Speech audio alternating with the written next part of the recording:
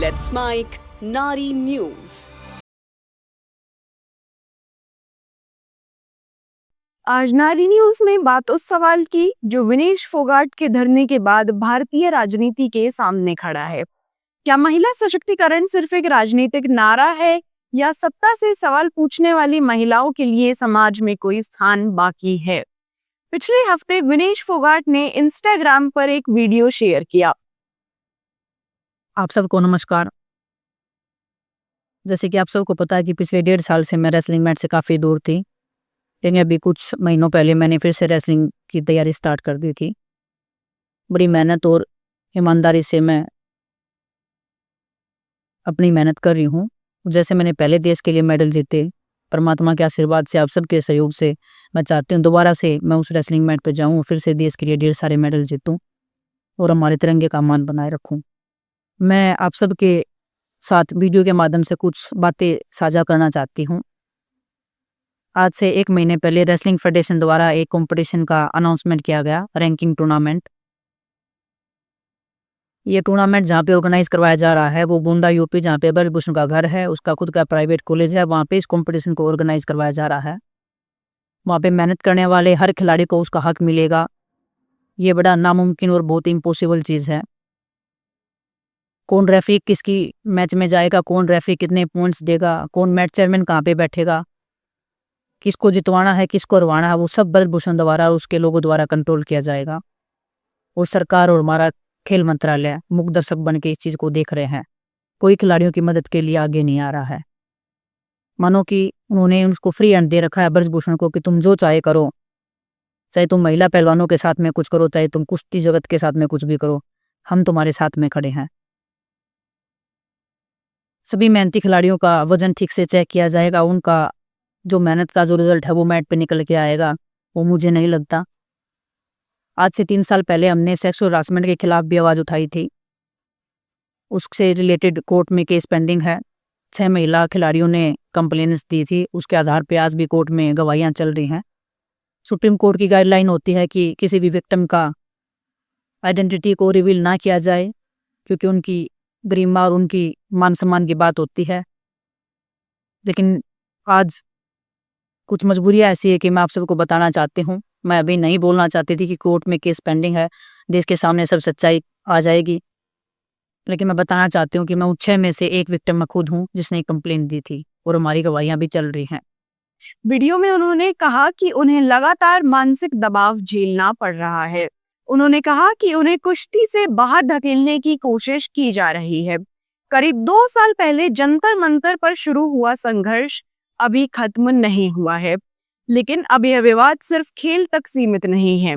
यह मामला दिखाता है कि भारत में सत्ता, खेल संस्थानों और महिलाओं की आवाज के बीच संबंध कैसे काम करते हैं। साल 2023 में जब देश के कुछ सबसे बड़े पहलवान दिल्ली के जंतर मंतर के धरने पर बैठे, तब भारतीय खेल इतिहास में एक असामान्य दृश्य दिखाई दिया। ओलंपिक और कॉमनवेल्थ पदक जीते हुए खिलाड़ी अपने ही खेल संस्थान के खिलाफ प्रदर्शन कर रहे थे। उनका आरोप भारतीय कुश्ती महासंघ के तत्कालीन अध्यक्ष और भाजपा सांसद ब्रिजभूषण शरण सिंह पर था। महिला पहलवानों ने यौन उत्पीड़न और डराने धमकाने के आरोप लगाए। यह मामला शुरू से ही सिर्फ खेल प्रशासन का मामला नहीं था, क्योंकि जिन पर आरोप लग रहे थे वे सिर्फ खेल प्रशासक नहीं थे, वे 6 बार के सांसद भी थे, उत्तर प्रदेश की राजनीति में प्रभाव रखते थे, पूर्वांचल के कई इलाकों में उनका मजबूत नेटवर्क माना जाता रहा है। कुश्ती संघ पर उनका प्रभाव वर्षों से चर्चा का विषय रहा है। राजनीति में ऐसे नेताओं को सिर्फ सांसद नहीं माना जाता, उन्हें संगठन का मैदान संभालने वाला चेहरा माना जाता है। वे भीड़ जुटाते हैं, स्थानीय शक्ति संतुलन संभालते हैं, चुनाव के समय संगठन को जमीन पर सक्रिय रखते हैं। भारतीय खेल संघ भी लंबे समय से राजनीतिक प्रभाव के केंद्र में रहा है। कई संघों में पूर्व नेता, सांसद या राजनीतिक रूप से जुड़े लोग महत्वपूर्ण पदों पर रहे हैं। खिलाड़ियों का करियर अक्सर इन्हीं संस्थाओं पर निर्भर करता है, इसलिए खेल और सत्ता के बीच की दूरी हमेशा उतनी साफ नहीं होती जितनी की दिखाई जाती है। यही कारण है कि भारतीय राजनीति में कई बार गंभीर आरोप लगने के बाद भी राजनीतिक दल तुरंत दूरी नहीं बनाते। और यहीं से यह मामला भाजपा की राजनीति से सीधे जुड़ने लगता है। प्रदर्शन की शुरुआत जनवरी 2023 में हुई। तब पहलवानों ने प्रेस कॉन्फ्रेंस करके आरोप लगाए। कुछ दिन बाद सरकार ने जांच समिति बनाने की घोषणा की और मामला शांत होता दिखाई दिया। लेकिन अप्रैल 2023 में पहलवान फिर सड़क पर लौट आए। इस बार उनका आरोप था कि कोई कार्रवाई नहीं की गई है। दिल्ली पुलिस ने एफआईआर दर्ज भी नहीं की थी और शिकायतों को दबाने की कोशिश हो रही थी। आखिरकार मामला सुप्रीम कोर्ट पहुंचा। उसके बाद दिल्ली पुलिस ने एफआईआर दर्ज की। यहीं से पूरे विवाद ने एक बड़ा राजनीतिक रूप लेना शुरू किया, क्योंकि सवाल सिर्फ इतना ही नहीं कि आरोप सही है या गलत। सवाल यह था कि देश की सबसे चर्चित महिला खिलाड़ियों को एफआईआर दर्ज करवाने के लिए भी सुप्रीम कोर्ट क्यों जाना पड़ा। उस समय सरकार की भाषा और सरकार की कार्रवाई के बीच अंतर साफ दिखाई देने लगा। एक तरफ भाजपा लगातार नारी शक्ति की बात करती रही। प्रधानमंत्री अपने भाषणों में महिलाओं की भागीदारी का उल्लेख कर रहे थे। महिला आरक्षण बिल को ऐतिहासिक कदम बताया जा रहा था। दूसरी तरफ देश की महिला खिलाड़ी सार्वजनिक रूप से कह रही थी कि उनकी बात नहीं सुनी जा रही है। जंतर मंतर का धरना धीरे धीरे राष्ट्रीय राजनीति का विषय बन गया। विपक्षी दल वहां पहुंचे। कई सामाजिक संगठनों ने भी समर्थन किया। सरकार समर्थक मीडिया के एक हिस्से ने पहलवानों के आरोपों पर सवाल उठाए। कुछ चैनल्स ने आंदोलन को राजनीतिक बताया, कुछ ने इसे विपक्ष प्रायोजित प्रदर्शन कहा। लेकिन इस पूरे समय एक चीज लगातार दिखाई दी। भाजपा नेतृत्व इस मामले में बहुत नियंत्रित भाषा इस्तेमाल कर रहा था। पार्टी की तरफ से बहुत आक्रामक सार्वजनिक कार्रवाई नहीं दिखाई दी। बृजभूषण सिंह लंबे समय तक राजनीतिक रूप से अलग थलग नहीं पड़े। धरने के दौरान एक और चीज साफ दिखाई दी। बहस धीरे धीरे आरोपों से हटकर आंदोलन की राजनीति पर केंद्रित होने लगी। कुछ टीवी चैनलों और सरकार समर्थक आवाजों ने यह सवाल उठाना शुरू किया कि पहलवानों के पीछे कौन सी राजनीतिक ताकत खड़ी है। कुछ ने आंदोलन को विपक्ष प्रेरित बताया, कुछ ने इसे सिस्टम को बदनाम करने की कोशिश कहा। यह भारतीय राजनीति का परिचित तरीका है। किसी विरोध को सीधा खारिज करना हमेशा आसान नहीं होता, इसलिए अक्सर विरोध की वैधता पर सवाल उठाए जाते हैं। ध्यान आरोपों से हटाकर आंदोलन करने वालों की मंशा पर ले लिया जाता है। विनेश फोगाट और अन्य पहलवानों के मामले में भी यही हुआ। सवाल यह कम पूछा गया कि महिला खिलाड़ी सार्वजनिक विरोध तक पहुंचने के लिए मजबूर क्यों हुई। सवाल यह ज्यादा पूछा गया कि उनके धरने के पीछे कौन है। यही इस कहानी का सबसे महत्वपूर्ण राजनीतिक सवाल खड़ा होता है। क्या भारतीय राजनीति में महिलाओं की सुरक्षा और सम्मान की बात तब तक ही की जाती है जब तक वह सत्ता संरचना को चुनौती ना दे। भाजपा ने पिछले 10 वर्षों में महिला मतदाताओं के बीच अपनी मजबूत राजनीतिक पकड़ बनाए रखी है। उज्ज्वला योजना से लेकर महिला आरक्षण बिल तक पार्टी ने महिलाओं को एक बड़े राजनीतिक समूह के रूप में संबोधित किया है। नारी शक्ति भाजपा के राजनीतिक शब्दकोश का स्थायी हिस्सा बन चुका है। महिला खिलाड़ियों और महिला उद्यमियों की कहानियां लगातार सरकारी अभियानों में दिखाई देती है। लेकिन आलोचकों का सवाल यह है कि क्या यह राजनीति संस्थागत जवाबदेही तक पहुंचती है? क्या महिलाओं की सुरक्षा सिर्फ भाषण और अभियान का विषय रह जाती है, या फिर सत्ता के भीतर भी नैतिक सीमाएं तय होती हैं और यह सवाल सिर्फ एक मामले तक सीमित नहीं है। एसोसिएशन फॉर डेमोक्रेटिक रिफॉर्म्स यानी एडीआर की 2024 की रिपोर्ट ने इस बहस को और गंभीर बना दिया। रिपोर्ट के अनुसार देश में 151 मौजूदा सांसदों और विधायकों ने अपने हलफनामों में महिलाओं के खिलाफ अपराध से जुड़े मामलों की जानकारी दी है। इनमें यौन उत्पीड़न, पीछा करना, घरेलू हिंसा और बलात्कार जैसे आरोप शामिल हैं। एडीआर के आंकड़ों के अनुसार महिलाओं के खिलाफ अपराध से जुड़े मामलों वाले सबसे अधिक सांसद और विधायक भाजपा से आते हैं, क्योंकि वर्तमान में वही देश की सबसे बड़ी पार्टी भी है। यहाँ यह साफ करना जरूरी है कि आरोप और दोष सिद्ध होना अलग बातें हैं। कई मामलों में जांच जारी है, कई अदालतों में लंबित है, कई नेताओं ने आरोपों से इनकार किया है। लेकिन लोकतंत्र में सवाल सिर्फ कानूनी दोष सिद्ध होना नहीं होता है, सवाल राजनीतिक जवाबदेही का भी होता है। क्या राजनीतिक दल ऐसे मामलों में नैतिक रेखा तय करते हैं, या फिर चुनावी उपयोगिता अक्सर नैतिकता पर भारी पड़ती है। यह समस्या सिर्फ भाजपा तक सीमित नहीं है। भारतीय राजनीति लंबे समय से अपराध और सत्ता के संबंधों से जूझ रही है। ईडीआर की रिपोर्ट्स लगातार दिखाती रही हैं कि गंभीर आपराधिक मामलों वाले उम्मीदवार चुनाव जीतते भी हैं। 2024 के लोकसभा चुनावों में आपराधिक मामलों वाले उम्मीदवारों की जीत की दर साफ छवि वाले उम्मीदवारों से कई अधिक रही। लेकिन भाजपा आज देश की सबसे शक्तिशाली पार्टी है, इसलिए उसके दावों और उसके व्यवहार के बीच तुलना अधिक तीखी हो जाती है।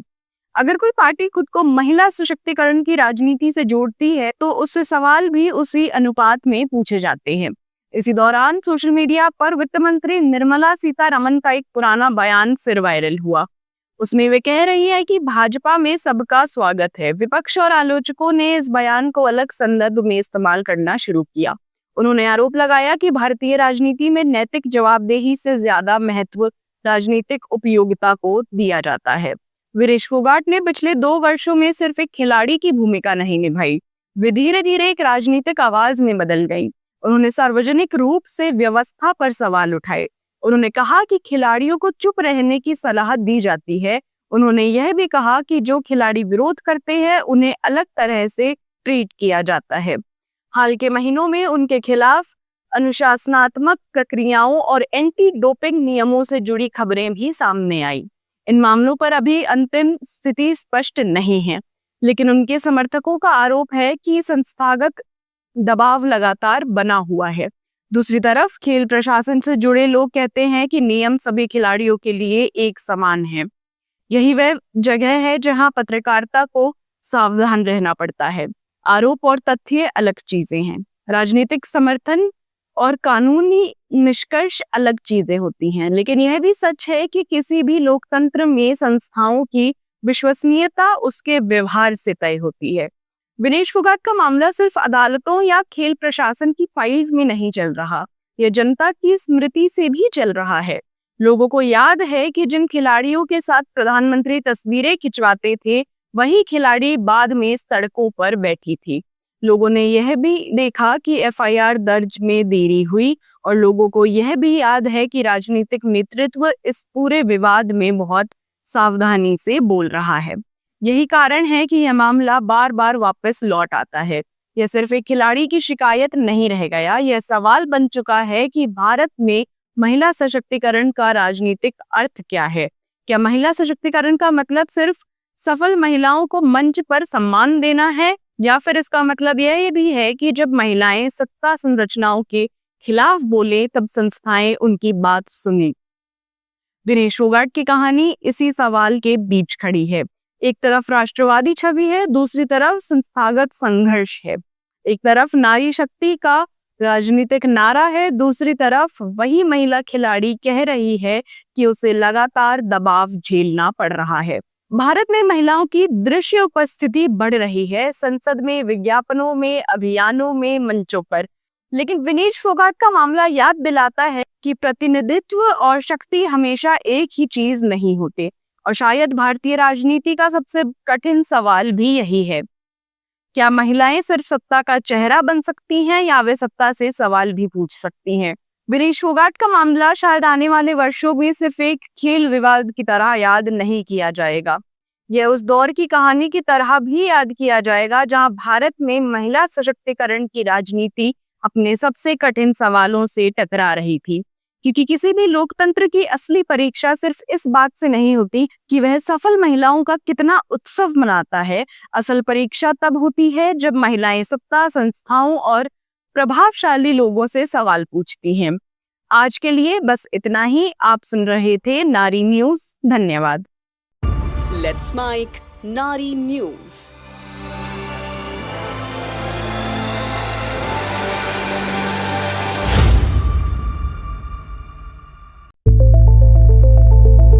It's time for news. It's time for more than radio. Presenting the first radio news app, Let's Make. Let's Make, a news-based app on your phone where you get to watch and listen news, talk shows, interviews, radio show podcasts, On Let's Mic, you get all relevant information of TV, print, radio, podcast, and digital. Let's Mic talks about every segment of life.